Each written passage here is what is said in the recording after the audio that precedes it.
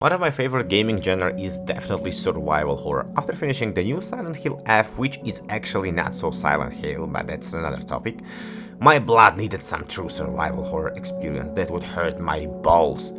There's few more months before new Resident Evil, so I was looking for something similar, and what I found not only was similar, it was a reincarnation of a true classic survival horror games from 90s.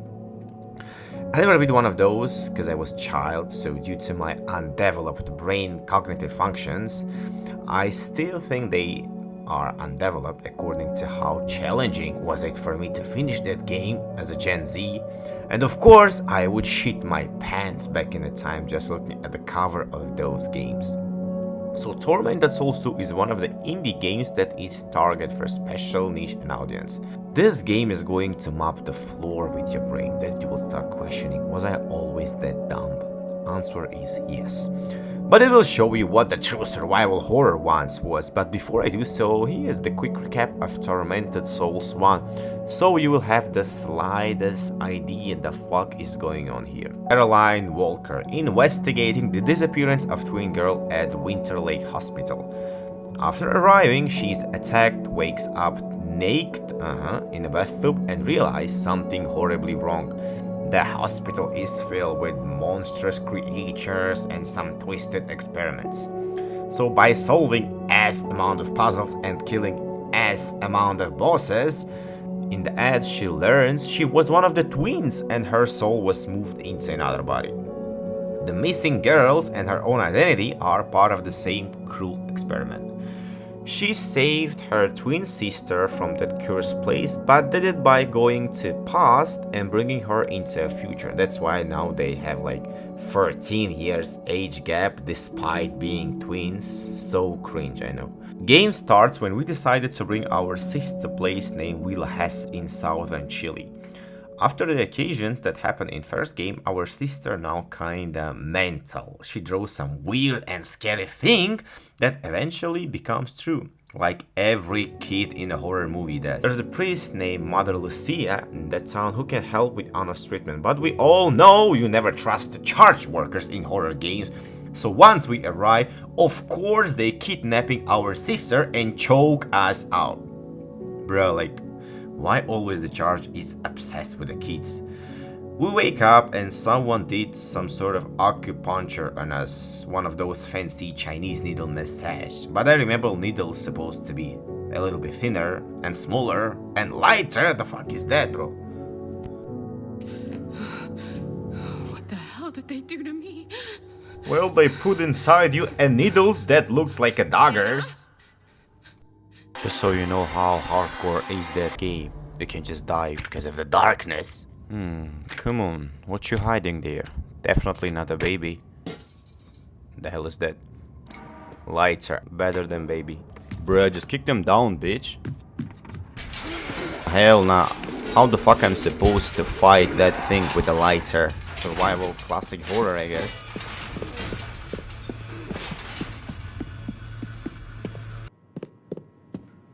Nails. Can I kill it with nails?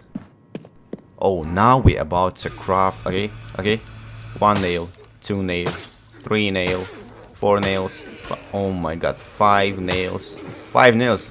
Bro, it was 5 nails! Mother told you not to miss a charge on Sundays. That's what you get. You deserve that.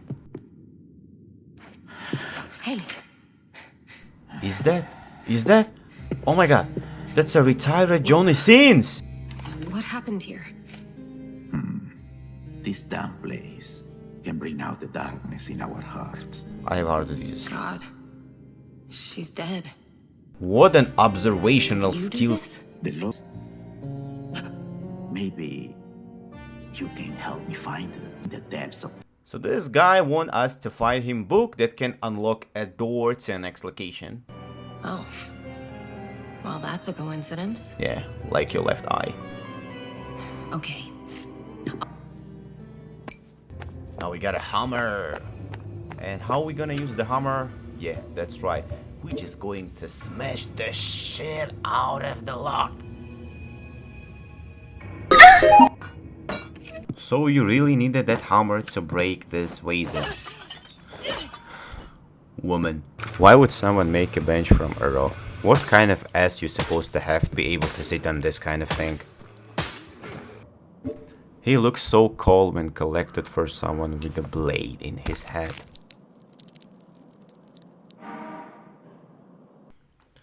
I noticed how every single item in this game takes exactly only one slot in inventory. Unlike Resident Evil, where you always have to take your ass back every 15 minutes to the save room to store all the shit you collected before. So developers knew we would probably hate that thing, which I actually do, because imagine saving 3 slots to have more storage and suddenly you encounter a boss who has fire weakness, but guess what?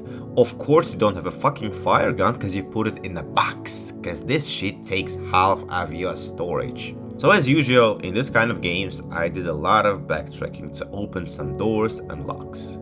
We can just keep this part to be honest, and I want to talk about some ridiculous puzzles in this game, which generally puts some spice right in my ass. Don't get me wrong, game has a lot of interesting puzzles, actually most of them are, but some are just can be so absurd. Even when you go to YouTube to see the solution, you still kinda couldn't get it. Here is the prime example. Well, you find the phone book page with the number. Well, it doesn't take a huge amount of IQ to figure out that this is connected to a phone which is located in the library. Right, did the first 4 digits, 1041.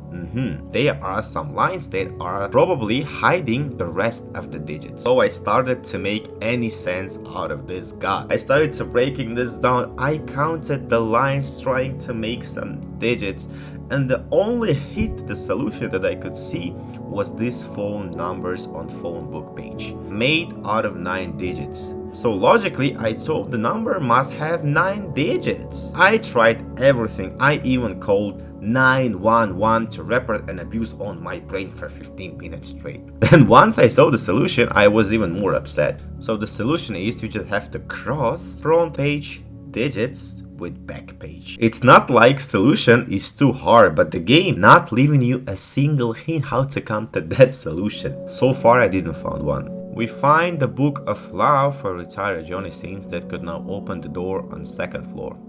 But that was a cap. He just gave us a museum key. Now we have to obtain a tears from a weird holy statue, which leads to new game mechanic actually. Parallel world. I love this idea where the changes you apply in one world, it will directly affect the other. Actually, we're gonna dive a lot into parallel worlds to solve puzzles and fight bosses. Like in a statue puzzle where you have to go to the parallel world to burn down the script, because in parallel world, the statue script is made out of the paper, but in our world, it's made of the stone. Another item that I got no idea the fuck I'm supposed to do with. Alright. What? Did he just get out of that hole? What a gooner. I have a boyfriend! Come on, another gooner. Get down, boy, you ain't getting a beaches today, get down! Nailed it! Finally, after hours of puzzles, backtracking and resource management, we encounter the first boss that is straight from Bloodborne. Talking about the bosses, they all quite interesting and takes you more than a typical dealing enough fire damage to kill them. You have to explore your surroundings to figure out how to take them down. So spamming all of your ammo won't work. And piece of advice, whenever you're about to unlock and enter a giant door, always knock first. And then remember to save, because there's a 90% chance you're gonna encounter a boss. Boss down, we up. I would like to take a minute to appreciate amazing job that designers and artists did here. Locations in that game have so much vibe and atmosphere in them, and that looks absolutely gorgeous. Once we defeat a boss, we finally get to move to another location where we meet Miguel, local Leon Kennedy on low settings with upscaling. Turn around. Nice and slow. Yeah, turn around. I almost finished. Something that would Mr. Beast would build for making a content, because I don't see any sense to project these kind of mansions, bro. Why in the world you would put a statue in the center of your hall holding a crane? That could be only taken by imitating 4 exact positions near the paintings around the hall. The last one was ridiculous. I was spinning around the painting for straight 5 minutes.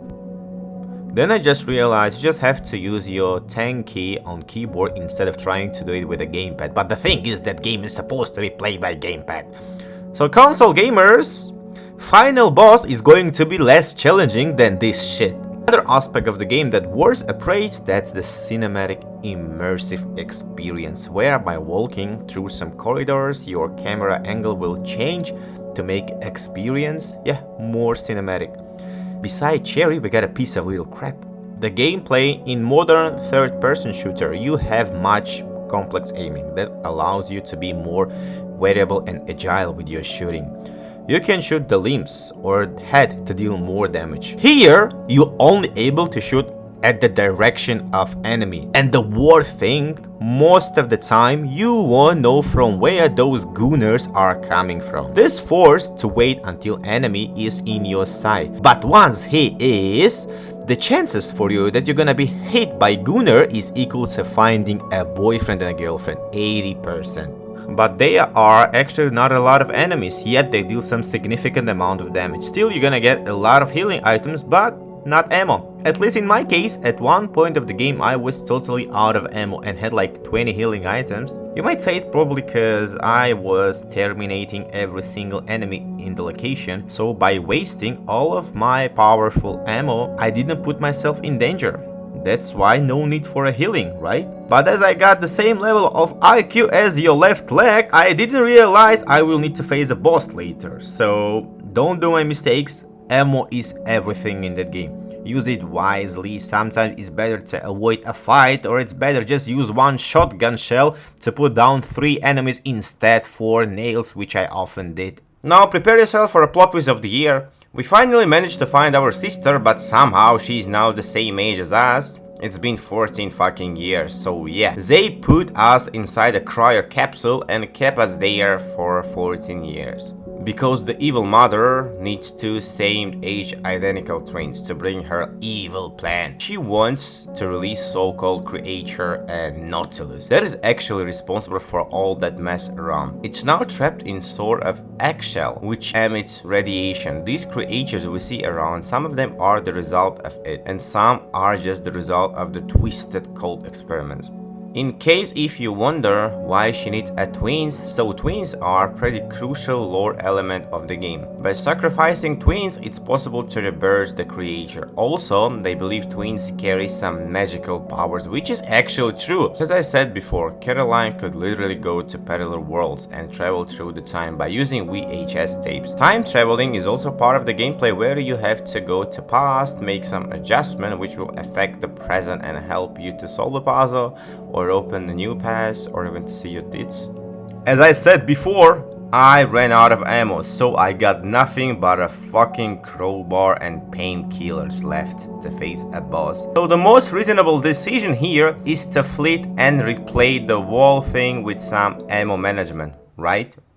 Replay is gay. Now ladies and ladies with dicks, it's Dark Souls time.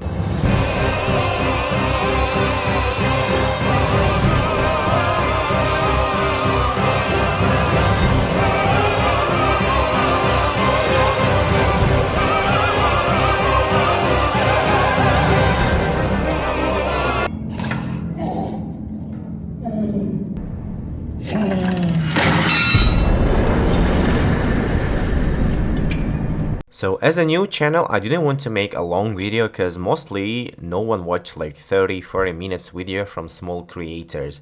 So if that video hits at least, let's say 50 likes and 5 comments that are asking for second part, then I will drop the second part. Thank you guys for watching and I will see you in the next video. Take care.